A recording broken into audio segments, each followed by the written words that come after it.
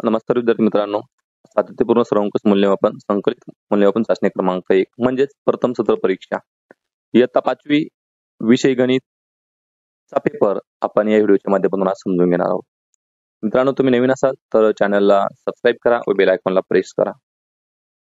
इयत्ता 5वी साठी एकूण 50 गुणांचा हा पेपर असतो. यामध्ये 10 गुण लेखी तोंडी परीक्षेसाठी असतात तर 40 गुण लेखी परीक्षेसाठी असतात. संपूर्ण पेपर या व्हिडिओच्या माध्यमातून आज आपण समजून घेणार आहोत. व्हिडिओ शेवटपर्यंत पहा. आवडल्यास लाईक करा, नवीन असाल तर सबस्क्राईब करा. बघा, या ठिकाणी तोंडी किंवा प्रात्यक्षिक प्रश्न 10 गुणांचे या स्वरूपाला तुम्हाला असतील. याचा चांगला सराव तुम्ही केल्यास तुम्हाला तोंडी परीक्षेत पैकी गुण मिळण्याची दाट शक्यता आहे. बघा, लेखी चाचणी आपण या ठिकाणी समजून घेणार आहोत. तुम्ही जर सबस्क्राईब नसेल केलं तर चॅनलला सबस्क्राईब नक्की करा. बघा, चौकटीत उत्तरे लिहायची आहेत. खाली दिलेली संख्या अक्षरातली बघा 7, 5, 8, 9 याला स्थानिक किमतीचं वाचन करायचंय म्हणजे 7589. अधोरेखित अंकाची स्थानिक किंमत लिहायची. या ठिकाणी अधोरेखित अंक 5 आहे आणि 5 हा हजर स्थानी आहे म्हणजे 5 ची स्थानिक किंमत 5000 इतकी असते. खाली दिलेल्या वस्तूंच्या चढत्या क्रमाने लिहायची किमती. चढता क्रम म्हणजे सर्वात लहान अगोदर 4680, त्यानंतर मोठा 6750, त्यानंतर मोठा 9530. दिल्ली संख्या विस्तारित रूपात लिहा म्हणजे स्थानिक किमतींची बेरीज 4000 अधिक 500 अधिक 20 अधिक 1 या पद्धतीने. त्यानंतर बेरीज करा. याला सर्वात प्रथम उभ्या मांडणीमध्ये मांडून घ्यायचं आहे आणि दिलेल्या अंकांची एकक स्थान दशक स्थानांची बेरीज या ठिकाणी केलेली आहे आपण. वजाबाकी कर इथे सुद्धा यांना उभ्या मांडणीमध्ये मांडून घेतलं आणि एकाखाली एक अंकांची बेरीज केली. गुणाकार कर 3 अंकी संख्येला 1 अंकी संख्येने गुणणे. उभ्या मांडणीमध्ये आपण यांची मांडणी केली आणि यांचा गुणाकार केला. बघा, 7 ने सर्व अंकांना गुणल्यानंतर आपला गुणाकार मिळाला 3612. 848 भागीला 8 भागाकार उभ्या मांडणीमध्ये आहे. बघा, 8 1 8 1 चा भाग गेला, बाकी 0. वरतून आपण या ठिकाणी 4 घेतले आणि 4 हे 8 पेक्षा लहान आहे म्हणून 4 ला 0 चा भाग दिला. 8 0 0, 4 वजा 0 उत्तर आले 4. वरतून पण आपण 8 या ठिकाणी घेतलेले आहेत, 48 झाले.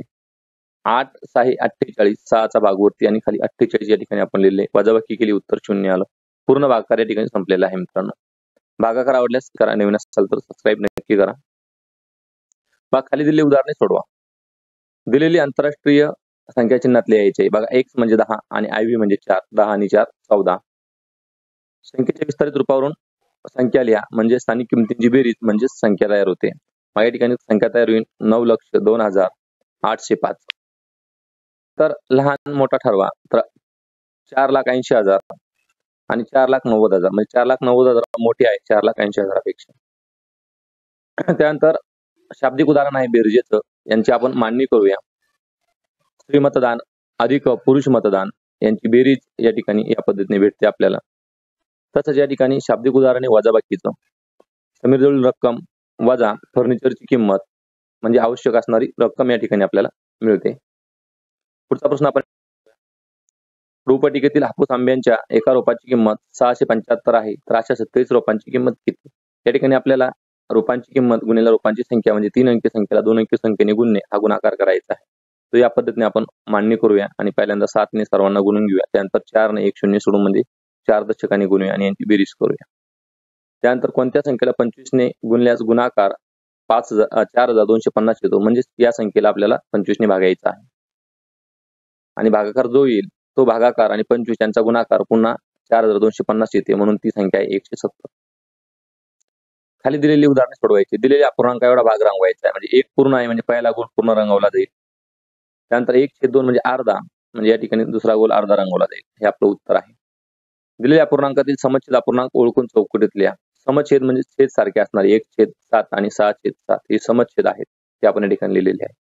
दिलेल्या अपूर्णांकाचा कोणताही एक सममूल्य अपूर्णांक लिहायचा आहे. सममूल्य अपूर्णांक म्हणजे अंश आणि छेदाला एकाच संख्येने गुणून मिळणारा अपूर्णांक. आपल्या या ठिकाणी अंशाला 5 ने गुणूया आणि छेदाला 5 ने गुणूया म्हणजे 10/25 हा याचा सममूल्य अपूर्णांक आहे. चौकटीत योग्य संख्या लिहा. वजाबाकी करायची. समच्छेद अपूर्णांक आहे त्यापैकी एक छेद पुढे घेतला आपण आणि अंशस्थानी अंशांची वजाबाकी म्हणजे 8 वजा 3 उत्तर आलं 5. यापैकी योग्य चिन्ह लिहायचं आहे.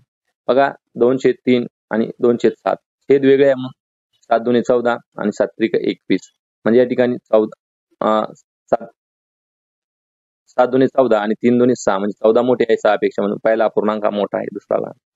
10ची 1/2 पट म्हणजे किती? 1/2 पट म्हणजे निमपट, म्हणजे 10ची निमपट म्हणजे 5.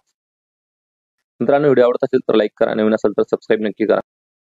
बघा, खाली दिलेली उदाहरणे सोडवा.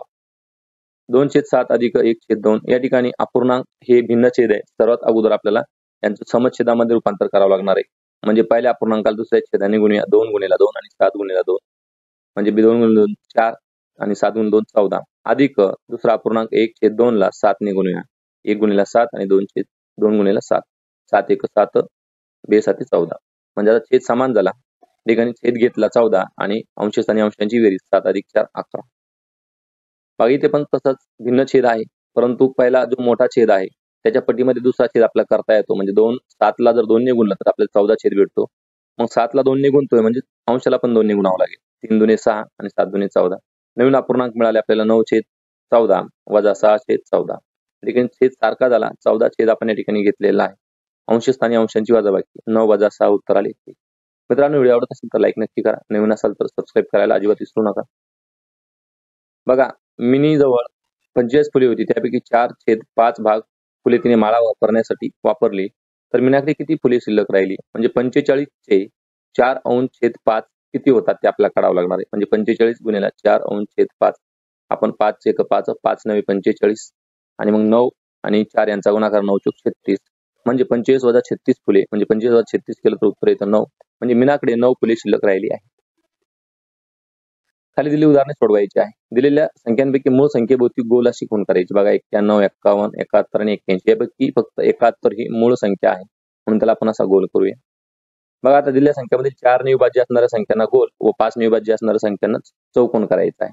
मग 4 ने विभाज्य असणारी पहिली संख्या आहे 4 4 त्यानंतर 8 त्यानंतर 12 16 आणि 20 अशा पद्धतीने ह्या 4 ने विभाज्य असणाऱ्या संख्या आहेत. आता आपल्याला 5 ने विभाज्य असणाऱ्या संख्या बघायच्या आहेत. म्हणजे पहिली संख्या आहे 5 10 15 आणि 20. बघा, 20 ही अशी संख्या आहे की 4 ने आणि 5 ने दोघांनी पण विभाजित आहे. दिलेल्या जोडीमधील संख्यांची विभाजक लिहून त्या समूळ आहेत किंवा नाही ते लिहि. बघा, 10चे विभाजक लिहूया आपण. 1 2 5 आणि 10. 33चे 1 3 11 आणि 33 या समूळ संख्या आहेत, कारण त्यांच्यामध्ये फक्त एक हाच सामायिक विभाजक आहे. दिलेली उदाहरणे सोडवा. कोनमापकाच्या सहाय्याने XYZ चे माप मोजून चौकटीत लिहा. इथे कोनमापक ठेवायचं आहे आणि XYZ चे माप 100 अंश भरते तसं मोजून तुम्ही लिहायचं आहे.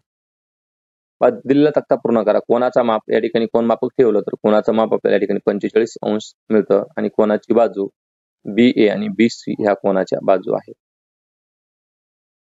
बघा, दिलेल्या रेखा परस्परांना समांतर आहेत की लंब आहेत ते चौकटीत लिहायचं. बघा, सरळ काटकोन तयार होतोय म्हणजे या रेषा लंब आहेत आणि या ठिकाणी ह्या रेषा एकमेकांना कधीही छेदणार नाहीत, म्हणून या रेषा समांतर रेषा आहेत. मित्रांनो, संपूर्ण व्हिडिओ आवडला असेल तर लाईक नक्की करा, नवीन असेल तर सबस्क्राईब करा व बेल आयकॉनला प्रेस करा. आपण पुन्हा भेटूया पुढील व्हिडिओमध्ये. परीक्षेसाठी तुम्हाला खूप खूप शुभेच्छा. Don't forget to subscribe. Thank you.